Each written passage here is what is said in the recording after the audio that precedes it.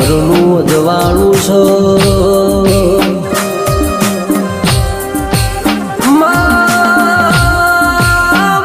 જેને મજૂરી ખાતર મલખ મેલ્યો હોય